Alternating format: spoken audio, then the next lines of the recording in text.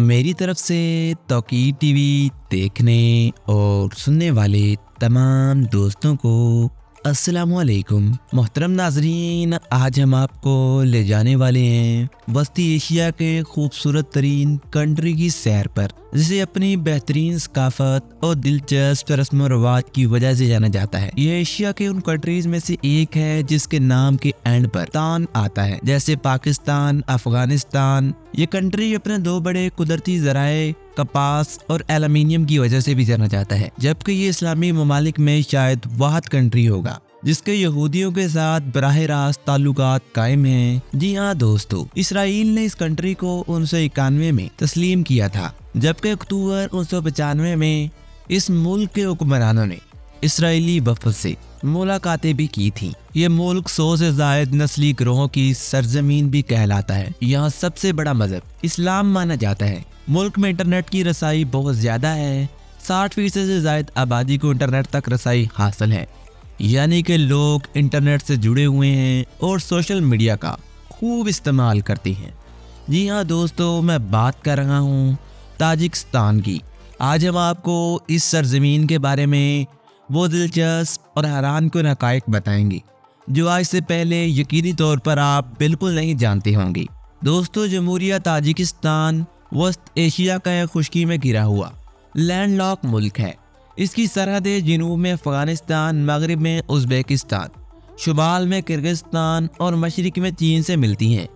ये ताजिक नस्ल के बशिंदों का घर भी है, जिनकी सकाफती और तारीखी जड़ें ईरान में पेवस्त हैं, और ये फारसी से इंतहाई कुर्बत रखने वाली ज़ुबान ताजिक बोलती हैं। सामानी सल्तनत का गहवारा रहने वाली ये सरजमीन 20वीं सदी में सोवियत इत्तेहाद की बाज़ाब्ता जमहूरिया रही, जिसे ताजिक सोवियत इश्तराकी जमहूरिया कहा जाता था। सोवियत इत्तेहाद से आज़ादी मिलने के बाद से तजाकिस्तान ज़बरदस्त खाना जंगी का शिकार रहा। खाना जंगी के खात्मे के बाद सियासी इस्तेकाम, गैर मुल्की अमदाद और मुल्क के दो बड़े कुदरती ज़राए कपास और एल्यूमिनियम ने मुल्की माशियत की बेहतरी में अहम किरदार अदा किया। तजाकिस्तान के नाम की बात की जाए, ताजिकिस्तान का मतलब ताजिक लोगों का वतन है। इससे मुल्क का बेशतर ममालिक के नामों के साथ आस्तान लगता है, जैसे पाकिस्तान, अफगानिस्तान और किर्गिस्तान समेत उज़्बेकिस्तान वगैरह। ये सरजमीन जहाँ अब तक ताजिकिस्तान वाक़या है, 4000 कबल मसीह से मुसलसल आबाद है। ये इलाका तारीख में मुख्तलिफ सल्तनतों के ज़ेरे नगीं रहा। कबल मसीह में ये इलाका बाख्तर की सल्तनत का हिस्सा था और 7वीं सदी ईस्वी में यहाँ इस्लाम फैला। अब्बासी दौर की आखिर में जब सल्तनत उस्मानिया के मुख्तलिफ हिस्सों में नई रियासतें वजूद में आई, तो अव्वलीन रियासतों में से एक रियासत सामानी सल्तनत यहाँ वजूद में आई थी, जिसने समरकंद और बुखारा के शहर बनाए, जो ताजकों के सकाफती मराकज बने। बाद अज़ा मंगोलों ने वस्त एशिया पर आर्जी तौर पर कब्जा किया और सल्तनत रूस का हिस्सा बनने से पहले ये इलाका अमारत बुखारा में शामिल हो गया था। अगर बात की जाए टॉप फैक्ट्स अबाउट तजाकिस्तान की, तो ये वस्ती एशिया में वाक़ खूबसूरत तरीन कंट्री है। मुल्क ज़्यादातर पहाड़ी है और पैमीरा पहाड़ों के दरमियान से गुजरता है। ये मुल्क दुनिया के सबसे ज़्यादा ऊंचे पहाड़ कम्युनिज्म चोटी का घर भी है। मुल्क की एक भरपूर तारीख और सकाफत है, जिसमें फारसी, तुर्की और मंगोल सकाफतों के असर व रसूख देखने को मिलते हैं। इस मुल्क में 100 से ज़ायद नस्ली ग्रोहों के साथ मतनू आबादी मौजूद है। तजाकिस्तान अपने रवायती बने हुए रेशमी कपड़ों के लिए जाना जाता है, जिसे सवाजनी कहते हैं।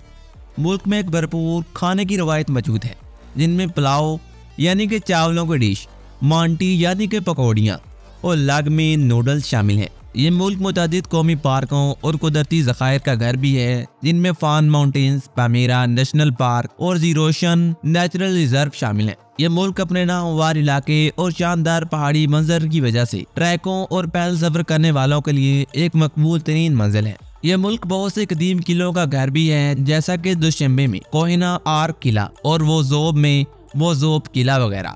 मुल्क में शराब साजी की एक तवील तारीख मौजूद है, जो कदीम ज़माने से यहाँ चली आ रही है।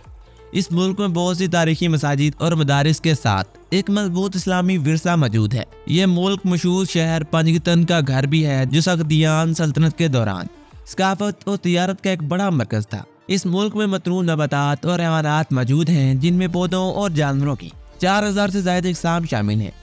यह मुल्क अपनी खूबसूरत झीलों के लिए जाना जाता है, जिनमें झील सिकंदर कोल, جھیل سازر اور جھیل کراکول شامل ہیں۔ اس ملک نے 1991 میں سوویت یونین سے آزادی حاصل کی اور سرکاری مذہب سنی اسلام کو چنا۔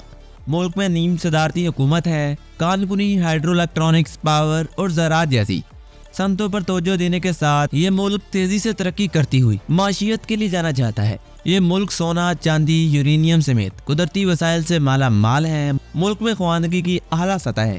یہاں 99% آبادی پڑھنا لکھنا جانتی ہے۔ ملک میں بہت سی یونیورسٹیاں اور کالجز کے ساتھ اعلیٰ سطح کے تعلیمی ادارے موجود ہیں۔ اس ملک میں انٹرنیٹ کی رسائی بہت زیادہ ہے۔ تقریباً 60% آبادی انٹرنیٹ کا استعمال کرتی ہے۔ یہ ملک بہت سے قدیم پتھروں کے نقش نگاروں کا گھر بھی ہے جنہیں پیٹروگلیف کہا جاتا ہے۔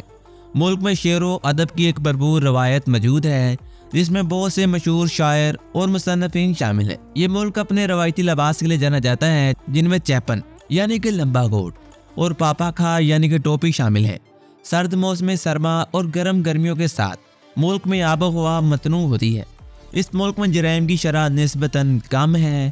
ملک میں مہمان نوازی کی ایک مضبوط روایت ہے۔ یہ ملک اسکیئنگ کے لیے مشہور مقام ہے جس میں کئی اسکی ریزورٹس موجود ہیں جیسے اینزروپ اسکی ریزورٹس وغیرہ۔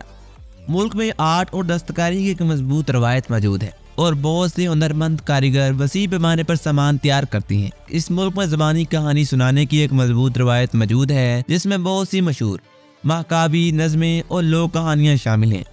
اس ملک میں گھوڑ سواری کی ایک مضبوط روایت موجود ہے۔ یہی وجہ ہے کہ ملک میں گھوڑوں کی بہت سی مشہور نسلیں موجود ہیں۔ پرندوں کی یہاں 400 سے زائد اقسام پائی جاتی ہیں اور یہ ملک پرندوں کو دیکھنے کے لیے ایک مقبول ترین مقام بھی ہے۔ 19ویں صدی میں سلطنت روس نے وسطی ایشیا پر اپنے پنجے گاڑنا شروع کیے تو تاجکستان پر بھی قبضہ کر لیا۔ 1917 میں زار روس کی سلطنت کے خاتمے کے بعد وسط ایشیا میں بسماچی تحریک کا آغاز ہوا جنہوں نے آزادی کے لیے سرخ افواج کے خلاف زبردست مذمت کی، لیکن اس تحریک کو کچل دیا گیا اور یہ علاقہ سوویت اتحاد کا حصہ بن گیا۔ اشتراکی دور میں یہاں مذہب بالخصوص اسلام کو بہت زیادہ نقصان پہنچا اور مساجد و عبادت گاہوں کو کئی کاموں کے لیے پابند کر دیا گیا تھا۔ 1924 میں تاجک خود مختار اشتراکی جمہوریہ کا قیام عمل میں لایا گیا جو ازبکستان کا حصہ تھی، لیکن 1929 میں تاجک سوویت اشتراکی جمہوریہ کو دستوری جمہوریہ کے طور پر الگ کیا گیا۔ ماسکو نے وسطی ایشیا کی ریاستوں میں سب سے کم تاجکستان پر توجہ دی اور یہ طرز زندگی، تعلیم اور صنعت میں وسط ایشیا کی تمام ریاستوں میں سب سے پیچھے رہی۔ 1970 کی دہائی میں مختلف نظریات کی حامل خفیہ اسلامی جماعتیں قائم ہوئیں اور 1980 کی دہائی کے اواخر میں تاجک قوم پرستوں نے اضافی حقوق دینے کا مطالبہ کیا۔ 1990 تک علاقے میں بڑے پیمانے پر گڑبڑ پیدا ہونے لگی۔ اگلے ہی سال سوویت اتحاد ٹوٹ گیا اور تاجکستان نے آزادی کا اعلان کر دیا۔ آزادی کے فوراً بعد ملک بدترین خانہ جنگی کا شکار ہوا۔ مختلف خاندانوں سے تعلق رکھنے والے قبائل آمنے سامنے آ گئے۔ اس عہد میں غیر مسلم آبادی جو کہ زیادہ تر روسیوں پر مشتمل تھی، آزاد رسائی کے خوف اور بڑھتی ہوئی غربت اور مغرب میں بہترین اقتصادی مواقع ملنے کے باعث اس ملک سے فرار ہو گئی۔ اگر بات کی جائے تاجکستان کے جغرافیہ کی تو تاجکستان چاروں طرف سے خشکی میں گھرا ہوا کنٹری ہے اور رقبے کے لحاظ سے یہ وسط ایشیا کا سب سے چھوٹا کنٹری بھی کہلاتا ہے۔ اس ملک کا دارالحکومت دوشنبے جنوبی ڈلوانوں پر وادی کفرگان کے اوپر واقع ہے۔ تو دوستو تاجکستان کے بارے میں آج تک کے لیے اتنا ہی۔ اگر آپ کو آج کی یہ ویڈیو پسند آتی ہے تو اپنی رائے کا اظہار ہمیں کمنٹ سیکشن میں لازمی کیجیے گا۔ ملتے ہیں ایک اور ایسی ہی معلوماتی اور دلچسپ ویڈیو کے ساتھ، تب تک کے لیے اپنا بہت سارا خیال رکھیے گا۔ مجھے دیجیے اجازت، اللہ نگہبان۔